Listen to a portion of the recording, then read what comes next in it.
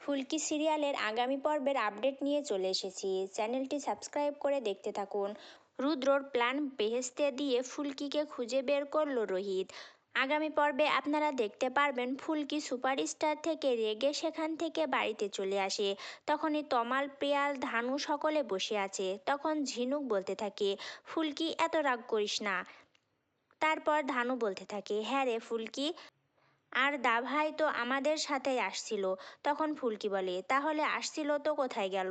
এরপর তমাল বলে, না রে ফুলকি, আসলে রোহিত দেখতে পেল যে তার কাছে মোবাইলটা নেই, তাই মোবাইলটা আনতে চলে গেল।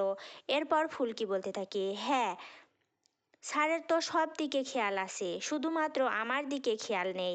তখন তমাল বলতে থাকে, না রে ফুলকি, রোহিত তোর দিকে খেয়াল আছে, বুঝতে পেরেছিস? ও আসলে একটা কারণে ব্যস্ত আছে।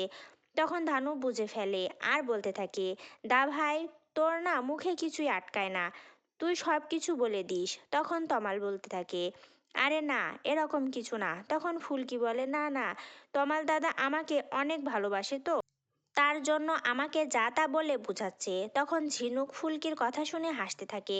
তো বন্ধুরা, আজকের পর্বটি কেমন হলো অবশ্যই কমেন্ট করে জানাবেন, আর পরবর্তী ভিডিও দেখার জন্য আমাদের সঙ্গে থাকবেন।